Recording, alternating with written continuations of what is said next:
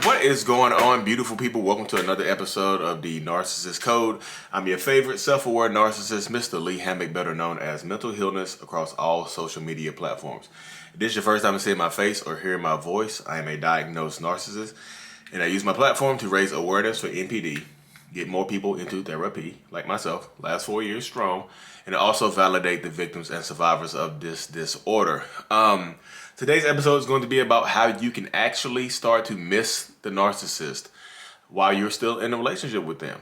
100%. And like, if the relationship is, the dynamic is not as important as, it could be your boyfriend, girlfriend, husband, wife, brother, sister, whatever. You know what I mean?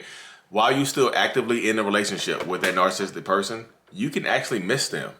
Because when you're with a narcissist, everybody knows about the love. If you know anything about narcissistic people and things like that, you know that the love bombing, the idealization phase with a narcissist occurs when the narcissist, becomes whoever you want them to be. They give you everything that you want, need, ask for, beg for, plead for, everything. They become like your soulmate, the person that you actually love and care for so much. And, the person you always dreamed of, the person you prayed for, and things like that. Your prayers have been answered with this person, But this is like intimate relationships, y'all. You can't choose your parents.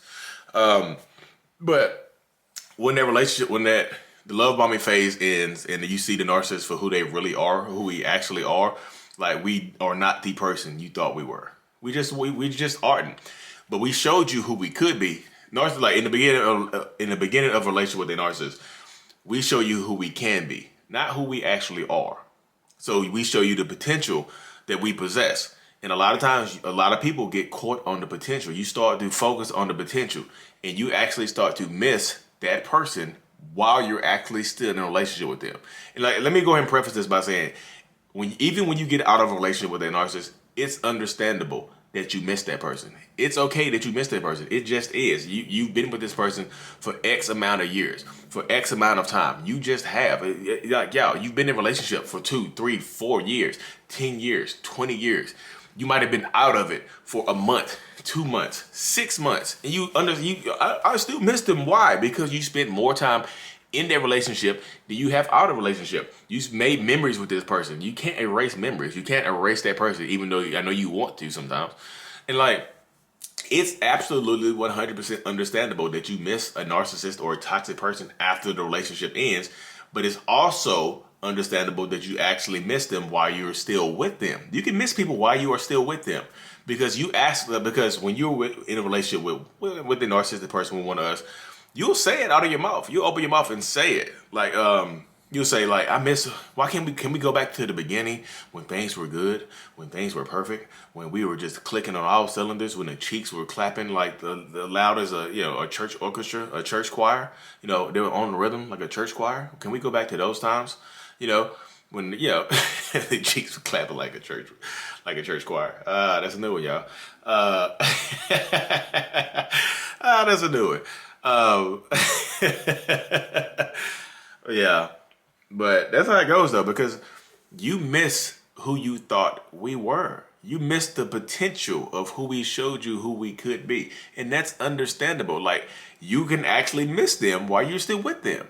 And if you miss them while you are still with them, it hurts. It does hurt because it's like you're dating or married to or living with a vessel. It's like you see the person, you see the face, you see you see the hair, the body, the smell, the sense, S-E-N-T-S, the sense, the everything. You see this person there, but behind the scenes, there's no one home. I saw Sam Vaknin. I saw a 3-minute clip of one of his videos where he said, "With a narcissist, there's no one home because we are not who we showed you. We are not who we showed you who we are." You know what I mean? 100%. We are not. Like, you go into it and you keep itching and fighting to get that person back because you fight for what you miss, right?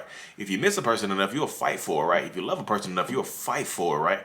But when you're fighting for a narcissist to get back to the beginning of who they were, who you thought they were, that's a losing battle right there. You know what I mean? That's like that's like a civil war within yourself, because a part of you knows that person is gone, but a part of you is still holding on to the memory of that person and misses that person and craves that person and is possibly addicted to that person. You just are. You're trauma bonded. You're not trauma bonded to the vessel. You're trauma bonded to who you thought they were. So it's hard living with somebody like that because you see that person. They talk. The voice is the same. The voice is like an alien. It really is like an alien. Like no, narcissists are not aliens. I'm not an alien being. Y'all, you see this face. You see this. I'm a human. I'm a human man. I'm a man. I'm a man, baby. Austin Powers. Shout out Austin Powers. I know that's not what he said, but I'm a man. I remixed it. But you see how that goes though. Like it's like dating. It's like you're married to a vessel now, and that angers you sometimes. That angers you, and you get mad at yourself, especially when you are well versed on narcissistic behavior and narcissistic abuse and treatment that narcissists typically, put out there into the environment, into the open. You see it. You hear it, you smell it, you taste it. But like that person, when you talk to them, the responses aren't the same. The way they look at you isn't the same. The way they touch you isn't the same. The way they smell, it's still probably gonna be the same and things like that, but their reaction to you is no longer the same because they used to light up when they seen you, now they go dim. It used to be like this. Oh my goodness. I'm going to talk about a man right here, y'all. Oh my goodness, he sees me. He likes what he sees me. There it goes, like that Usher song. There goes my baby. Ooh, girl, look at you. Now it's just like the lights go out, just like that. You walk into the room and that person dims. They don't light up anymore. That's literally how it goes. And you miss that person. Why wait? Like y'all understand? It's understandable that you miss that person. Y'all made memories together. Sometimes y'all have kids together, so that the kids look like this person. You know what I mean? The kids look like your wife. The kids look like your husband. So you can't get away from them. You wake up and see a little version of them, and you want the other version. So you hold on to hope. And I see when people see my stuff, and they are actually in that stage where they are missing a narcissist while they are still with them. You see my page and you want to know if you can get that back. You want to know, you start to get hope when you see my stuff. And then you actually come to realize that I'm not who I used to be in the beginning of my relationship either. I'm not him. That's not me. I'm who I am now. I've had to work through, struggles of the last 15 years of personal development and therapy and things like that. I've been in therapy 4 years. Don't try to, hey Lee, you say you've been in therapy for 4 years, not 15. I said 15 years total of personal development. I caught Lee in a lie. We got him in a lie, y'all. We knew he was a liar. All narcissists lie. Boop, boop, boop, beep, beep, beep, beep, beep. We know. We get it. But you see my stuff, you hold out hope. And I literally open my mouth and tell you, I'm not the same person I was when I was flirting with her on Facebook. When I was flirting with her on Facebook. When I was, trying to get her to, when I was first meeting her and things like that. When I was enamored with her. When I was obsessed with her. I'm not that same person anymore. And I tell y'all that. But people, they see how I am right now, and y'all would accept that. Y'all would like, I would accept how you doing, what you're doing right now.